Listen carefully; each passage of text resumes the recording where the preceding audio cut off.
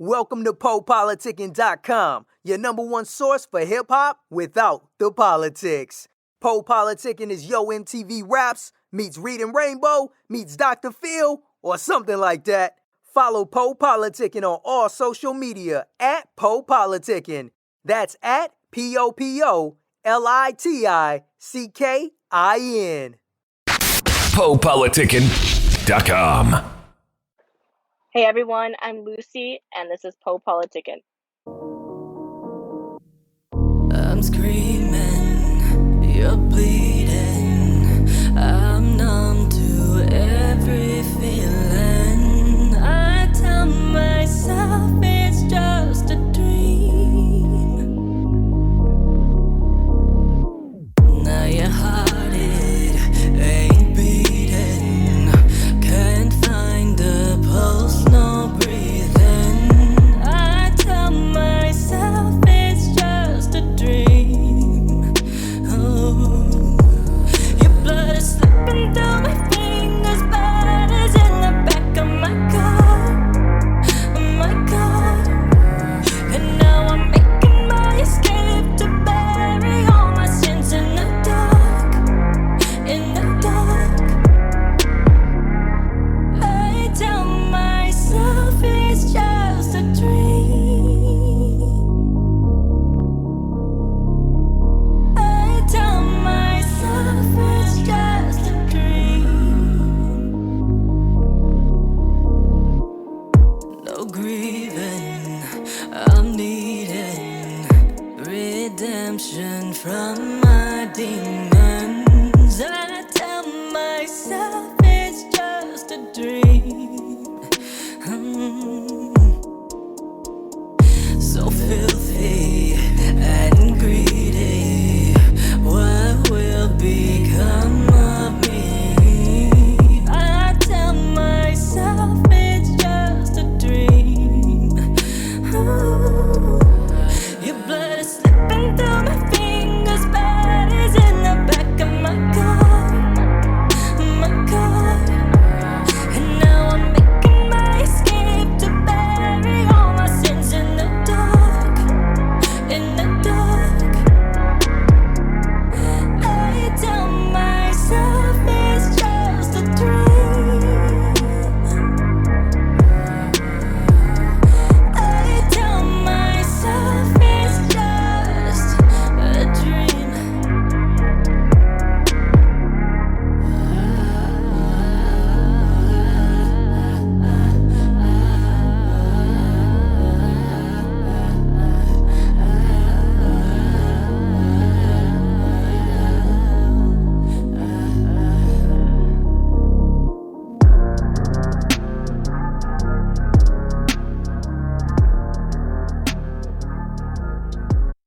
Welcome back to PoPolitickin.com, your home for music meets self-help. Make sure you go on Google Play, Spotify, Apple Music, type in PoPolitickin.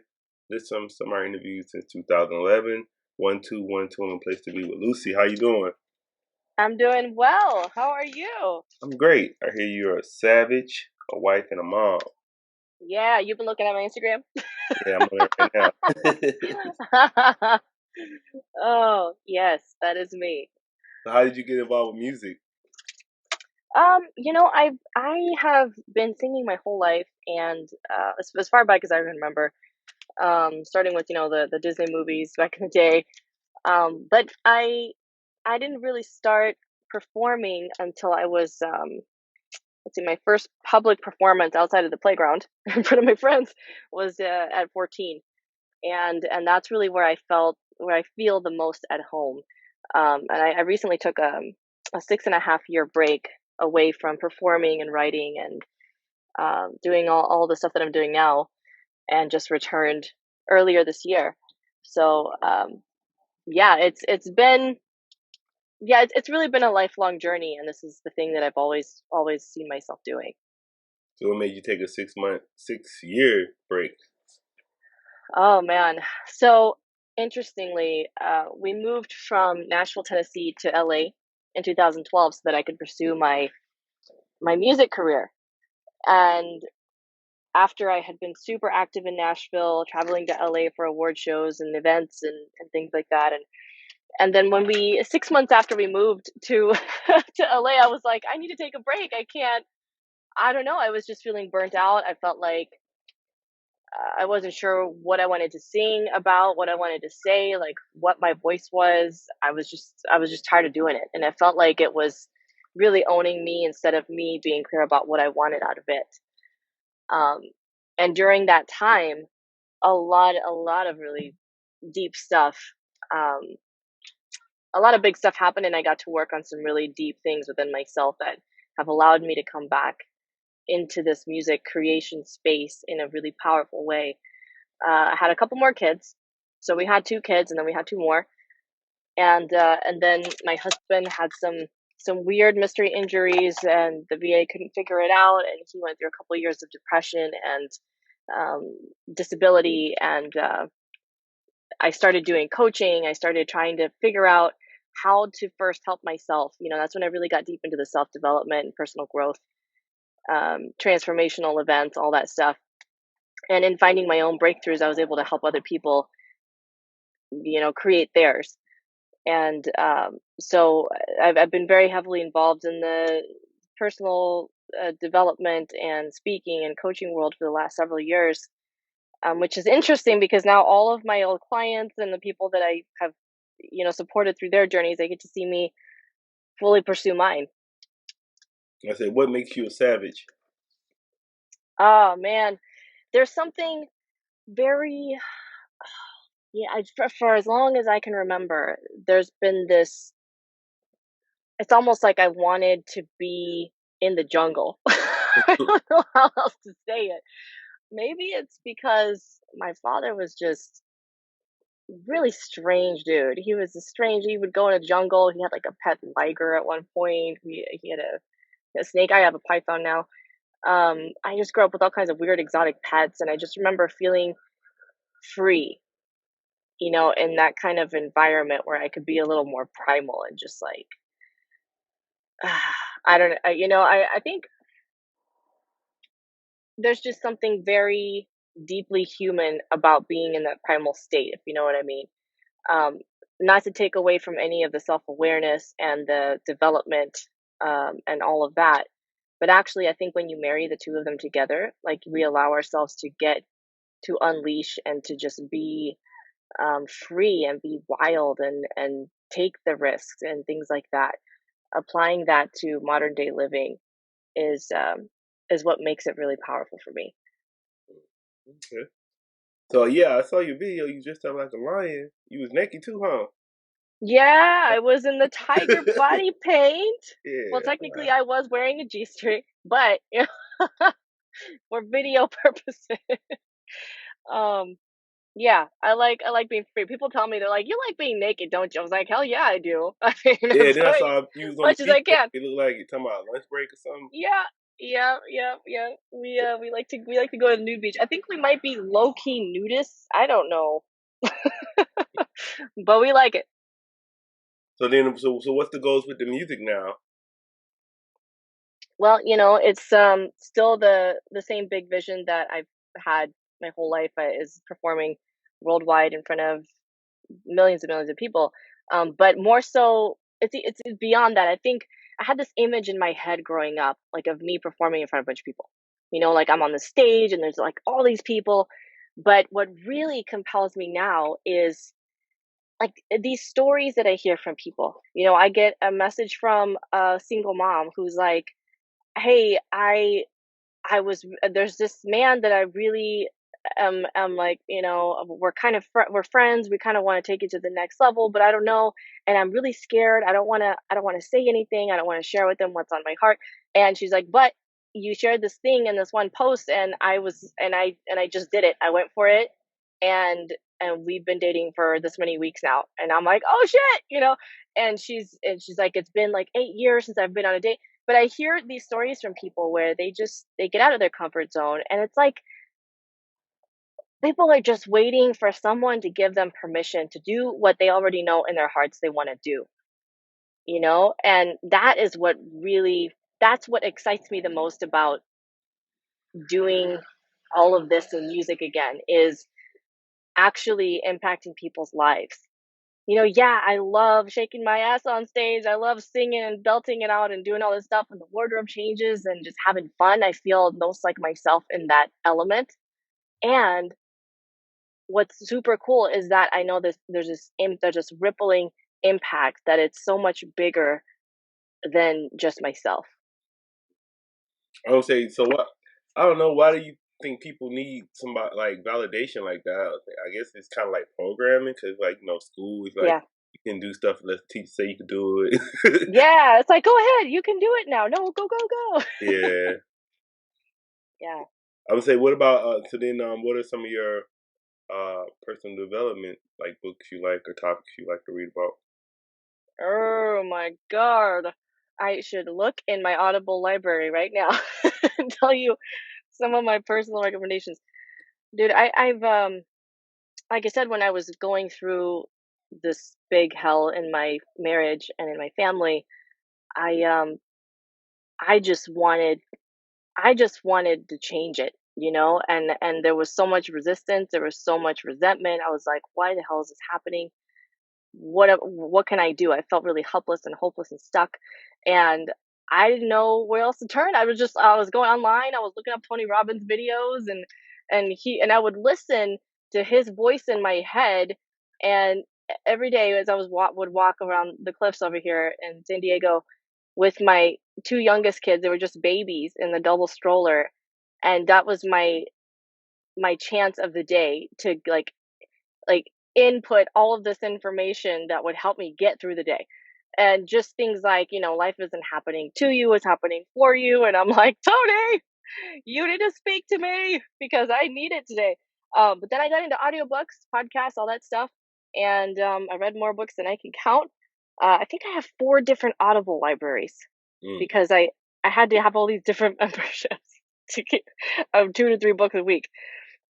So let me see. I'd have to say that one of the fundamental books that were simple but really mindset shifting. Let me see. Well, this isn't okay. So this one is a book. It's an audio, so people can actually listen to this one on Audible. But Brene Brown. Hmm. Have you heard of her? No. Oh my God! Oh, okay? There's a whole world of Brene Brown. So now you gotta check it out. There's this audio called "The Power of Vulnerability," Mm-hmm. and she's written a lot of books that are also on Audible. But that audio I listened to 9 times, and it just radically changed the way that I approach my relationships. Saw myself, all of that stuff. She talks a lot about shame and being enough and getting vulnerable instead of trying to force our way through things. So the power of vulnerability was a really powerful audio. Yeah, send it to me. Lots of business I'll books. check it out. Yeah, I'll send that to you. She's also got one called Braving the Wilderness that was really great. I also got into a lot of business strategy books, so there's a lot of business books in my library. But some fun books like the Subtle Art of Not Giving a Fuck. That one was fun. And let's see. Gosh, I have a lot of other business things. But basically anything that got into more of the heart of things. I didn't really connect with anything that was too brainy, as far as personal development goes. Like I want the strategy, yeah, but I want to feel different. I wanted to feel better. And that's why I think, Tony's audios spoke to me because he understood human emotion. Yeah. But yeah, I'll send you that one. I think you'll really enjoy that and her style and just her as a lady. Yeah, I would say and I met you at that West Coast Podcast Expo. So how was it for you? That was fun. It was my second time at the expo. I went to the one they had a few months ago, and it just seems even more focused and organized, and I enjoyed it. Made a lot of great connections and saw some familiar faces too. Then what do you say is next for your career? So this year I have been laying a lot of foundation, doing a lot of writing, releasing music, and getting ready to release another album next year. So the album is next, but really what I want along with that is more licensing things to come through. Meaning, film and TV and ads, things like that. We have a lot of music in libraries now, Hmm. in publishing libraries, but nothing has been placed. So that is something that I'm actively working on this entire year, just trying to figure out how to get my foot in the door. And we're getting closer. We're getting closer. So the album's next. I've got a single coming up of the first single of the album officially with the music video, which is the one I wore the tiger paint in. That'll be in January, and I'll have some little Christmas tunes and things like that sprinkled in between now and then. Then how would you describe your sound to people? Oh, that's a good one. So I have a lot of different influences, and I don't think you'll be able to pinpoint them when you just hear me, but when I point them out, people are like, oh yeah, oh I see that. So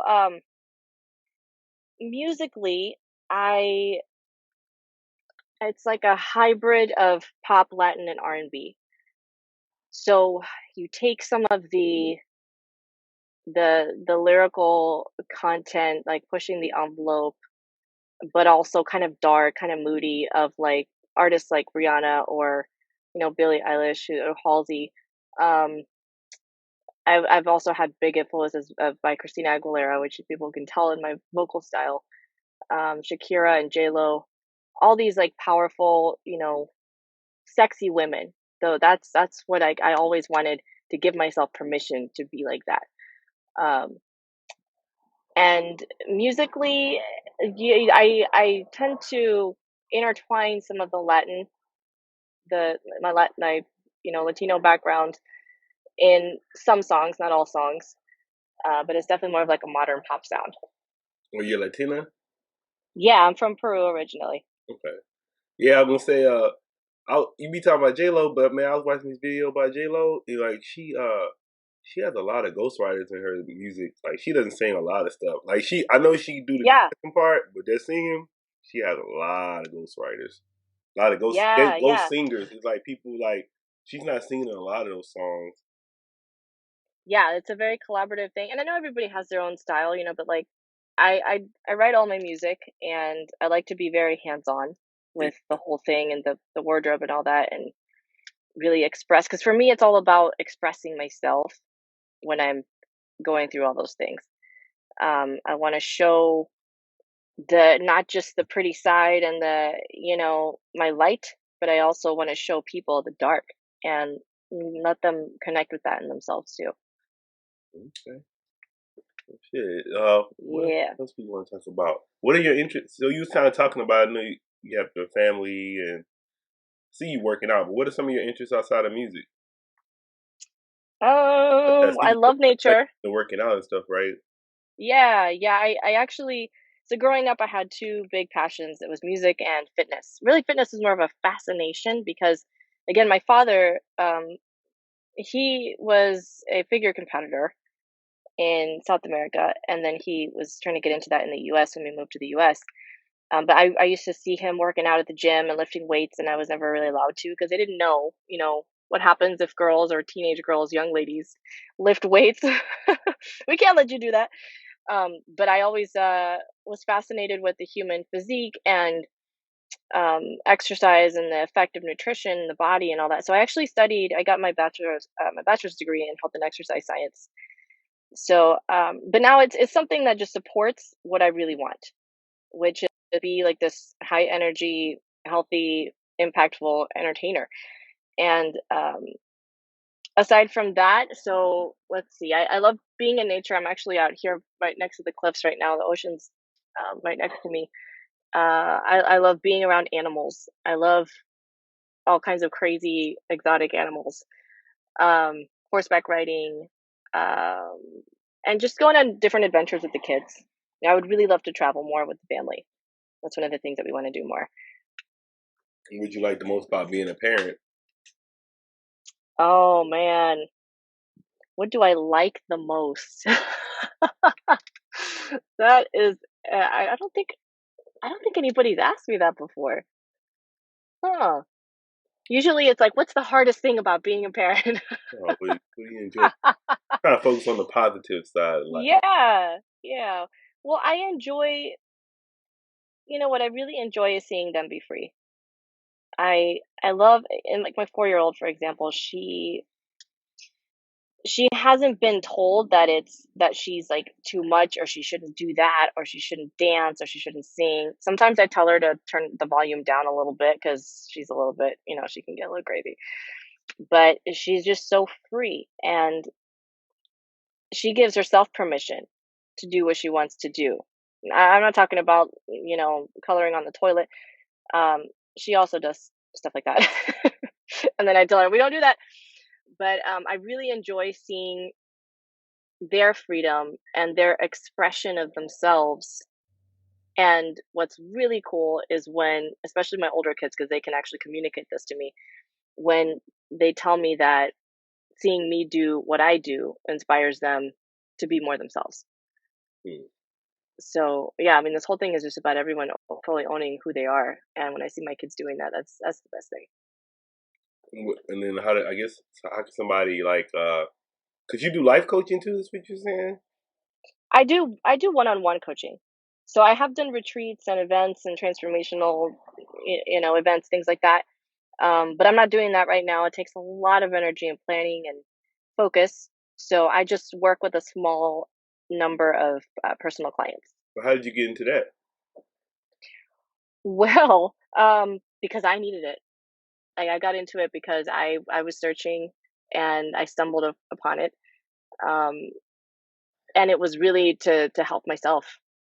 And then as I was learning this stuff, it was really awesome and empowering, and obviously, impacting other people, to coach others. And it further, reinforces what I've learned for myself. You know how they say when you teach something to somebody else, or you share it with somebody, or you can help them through the similar thing, you're getting it more yourself. Um, and it was honestly, it was like our financial support for our family for a while. I was the sole provider for several years while my How, husband was going through this stuff. I guess like so how did you go about getting the clients though? Um, Traditional ways, networking events, word of mouth, connecting with people on LinkedIn, putting myself out there. I wrote a few books. Um, I have a whole brand for moms called the Sexy Mama Movement, and a lot of that came through that, and through just being around business owners and people of influence. Because even with me, like I noticed, like I feel like anytime, like especially if they're a coach or something like that, I feel like I don't know, always like they gotta look the part. So I know like some people like they'll say that they're a coach, they're a life coach, and then they're overweight. So I'm like, how are you a life coach? Yeah, yeah. You know what I'm saying? There's So it's the like it's integrity like has got to be there. yeah, like for me, it's like if I'm gonna go to you for coaching, I need to see like your shit need to be on point, and I need to see like everything, not like because that's to me about life is the whole balance, not just like you're selling in one area. Because even Yeah. like yeah, because like even stuff like me, like if I see like sometimes you see doctors that's overweight, and that shit's stupid to me too. It's like you a That's doctor, what my like husband says all the time. He's like, I'm not gonna listen to this doctor. He's like, he's not even yeah, taking care so of himself. yeah, so it's like stuff like that. So it's like I think sometimes, like you said, I think we get caught up sometimes into just thinking we need somebody. Well, I was gonna ask you this question, but I guess I'll go into a little bit. But I was gonna ask you like, what are some of your philosophies you believe in? But I feel like one of my philosophies is like everything we have the answers to everything inside of us. We just got to Yes. find it. But we Yep. always thinking we got to go outside of ourselves to get answers to stuff. Yeah. Well, and then we're looking for someone to save us and give us the answers. And that, so speaking of philosophies, that's something that I learned really quickly on from my favorite and most, the coach that influenced me the most and trained me the most is, don't try to fix people. They might be looking for someone to fix things in their lives, for a savior in essence. And he says, don't be that for them. All real coaching, actual coaching, in my understanding of it and my practice of it, is mirroring. You tell me this is what's going on, and I believe that you have all the answers in you already. You already know what to do. You already know what you want. It's just sometimes it gets so clouded and cluttered and like in all the noise of what everybody else is telling you, or what you think you should do, or what you're afraid to do, or the one time that you did that thing and you failed, and the shame and all that stuff, all that stuff is what clouds it. So I think the real power of coaching is just having someone mirror with an outside perspective, like helping you see your own blind spots by asking questions, and helping you open your mind to like explore different possibilities. So I didn't really ever subscribe to that whole.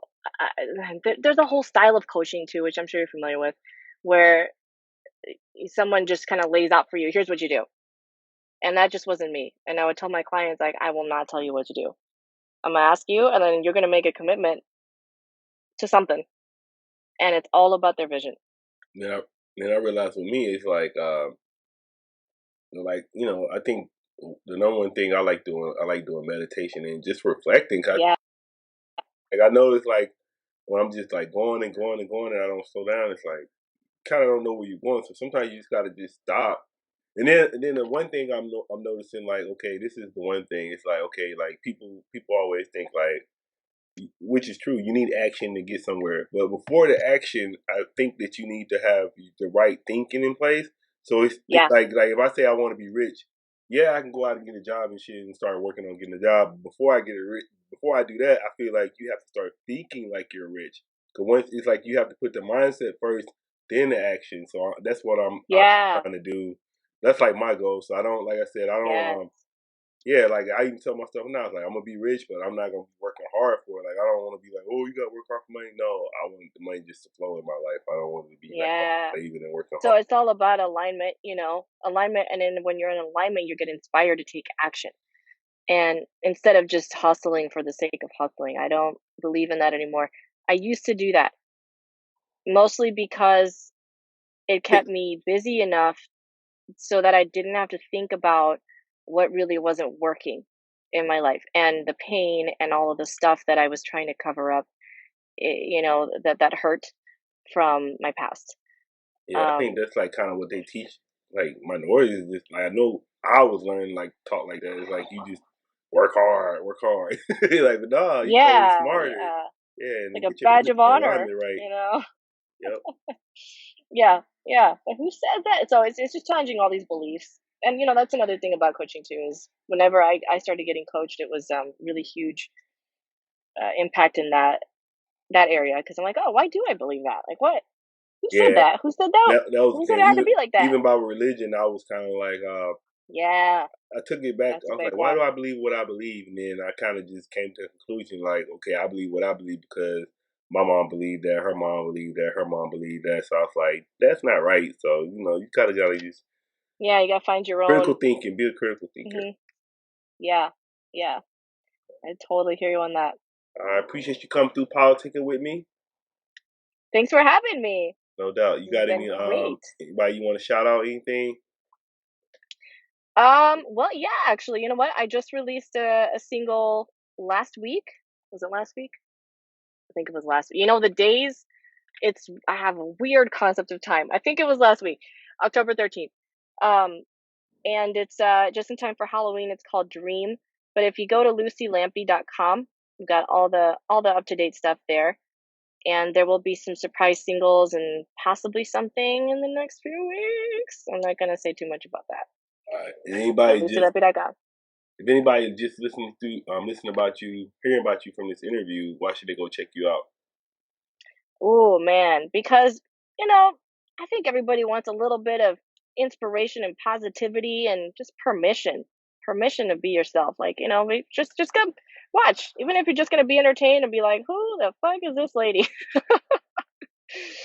And and I'll look forward to having you guys in this crazy little savage tribe we're building.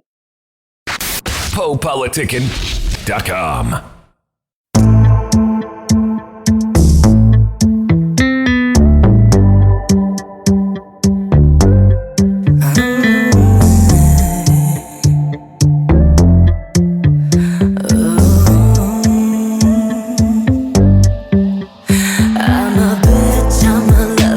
child, I'm a mother, I'm a sinner, I'm a saint. I do not feel ashamed. I'm your hell, I'm your dream. I'm nothing in between. You know you wouldn't want it any other way. I'm a bitch, I'm a lover, I'm a child, I'm a mother, I'm a sinner, I'm a saint. I do not feel ashamed. I'm your hell, I'm your dream. I'm nothing in between. You know you wouldn't want it any other way. Yeah.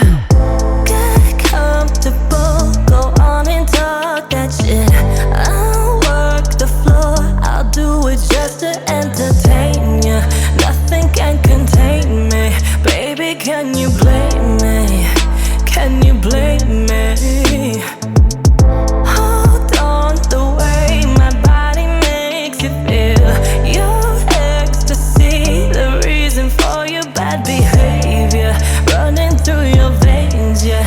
Nobody can save ya, can save ya. I'm a bitch, I'm a lover, I'm a child, I'm a mother, I'm a sinner, I'm a saint. I do not feel ashamed. I'm your hell, I'm your dream. I'm nothing in between. You know you wouldn't want it any other way. I'm a bitch, I'm a lover, I'm a child, I'm a mother, I'm a sinner, I'm a saint.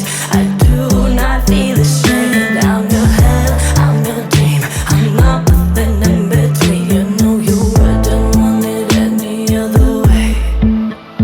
Yeah. Got what you need, and now it's all you crave. And you go insane when you cross over my equator. Fierce like Mother Nature. Baby, love the danger, love the danger.